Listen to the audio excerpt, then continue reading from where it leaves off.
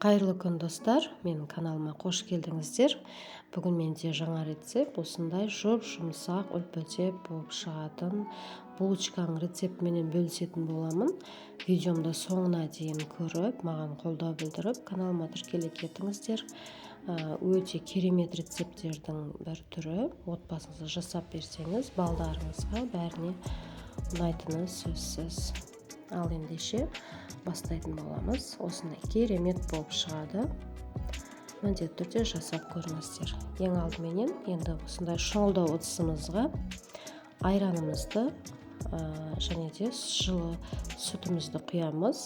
Бөлме температурасында жылы болу керек, немесе аздап жылытып жіберсеңіздер де болады. Екеуін жақсылап араластырамыз, біріктіріп, онан соң аздаған шекерімізді салып, жақсылап араластырып, яғни біз осы сұйықтықпенен апара жасап алатын боламыз.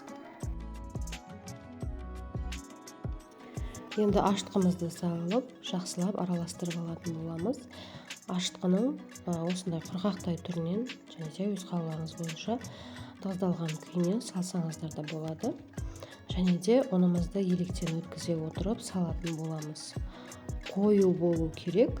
Содан соң ғана бетін жауып, жылы жерге қалдырамыз көтерілгенше.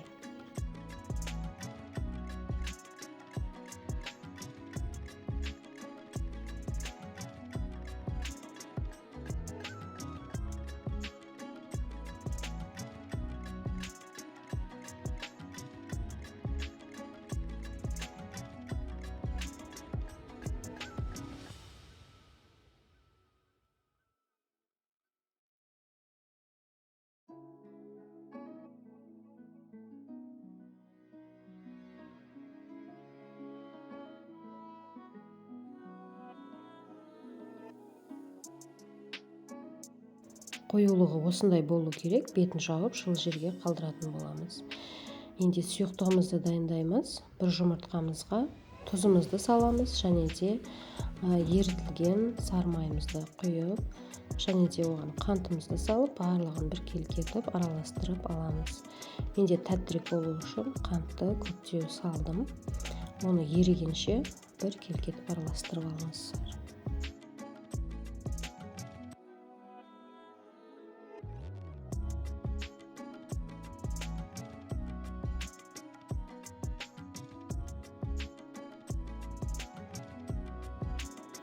Неке апарамыз дайын, ашып шықты. Енді оның үстінен жаңағы дайындап алған сұйық массамызды құйып, біркелкі етіп жақсылап араластырып аламыз. Сонан соң ғана ұнды електен өткізе отырып, үстінен салып, қамыр етіп араластырып аласыздар. Бірінші кезде осылай венчикпен немесе лопатаның көмегімен араластырдым. Онан соң қолменен илеп алсаңыздар болады.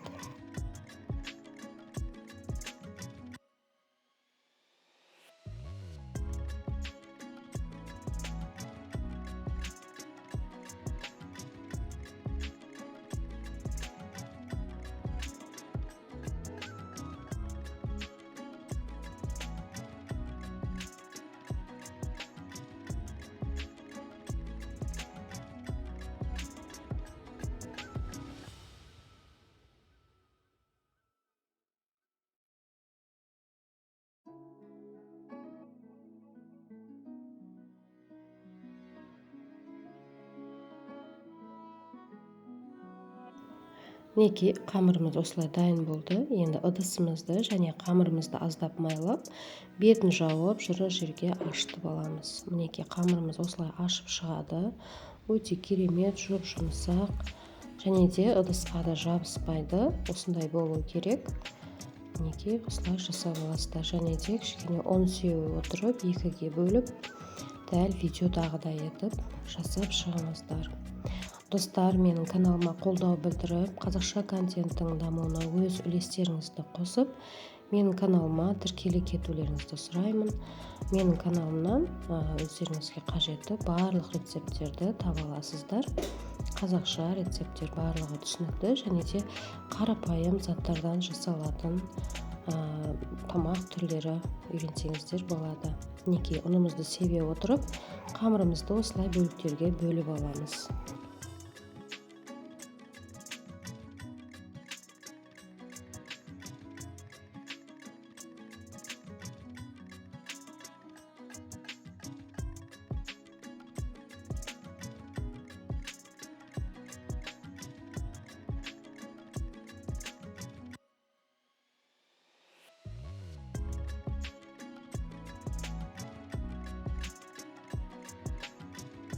Қамырларымызды осылай бөліп аламыз, және де осына азғантай кішкене болып қалғанын біріктіріп жібердім. Және де қамырымыз жұмсақ болғандықтан, оны осылай қолдың көмегіменен, қолдарыңызбен осылай жайып, видеодағыдай етіп, дөңгелетіп, жинап аламыз. Барлығын солай жасап шығамыз, және де бір 10 минуттай тұрады. Ол өзі жақсылап көтерілетін болады, және де сонан соң ғана булочкамызды жасайтын боламыз.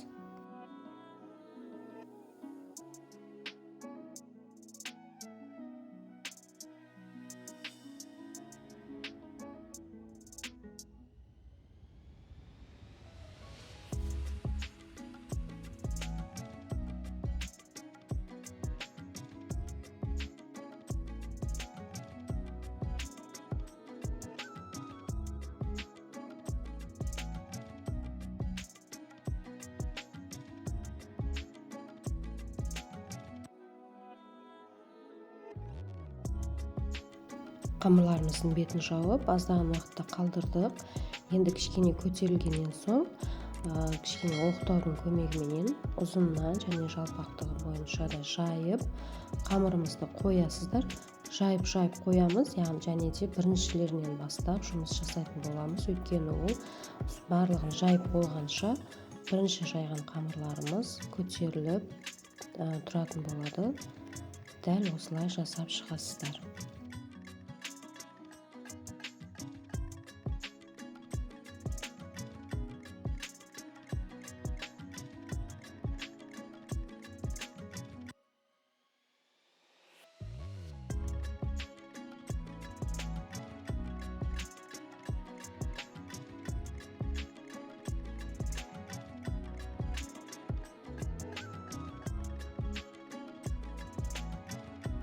Міне қамырларымыз дайын. Енді оны да аздап оқтауменен жайып жіберіп жасасаңыздар болады.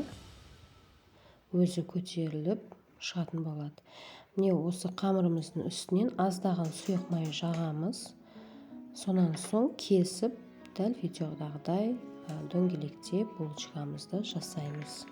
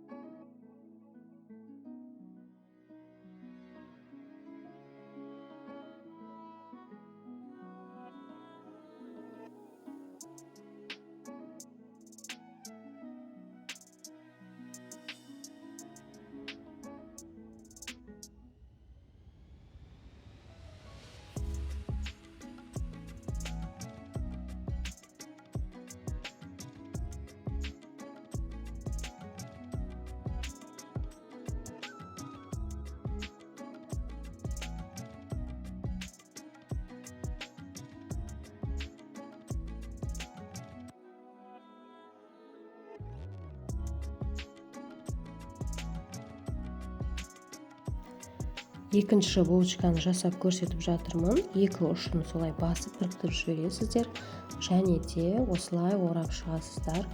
көтеріліп өте керемет болып шығатын болады. Дәл осылай жасап сатуға шығарсаңыздар да болады, өйткені ешқандай ұялмайсыздар. Қатты биік болып көтеріледі және жұмсақ болып пісетін болады.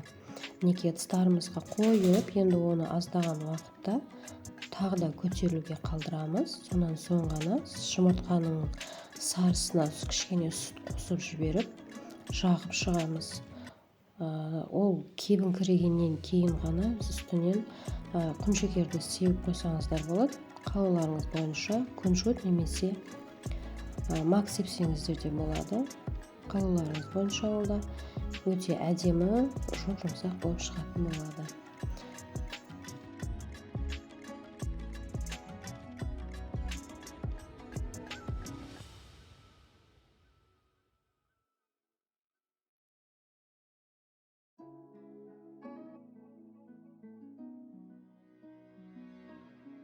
Ерінбей осылай жасап көріңіздер, және де видеомды соңына дейін көргендеріңіз үшін алғысымды білдіремін.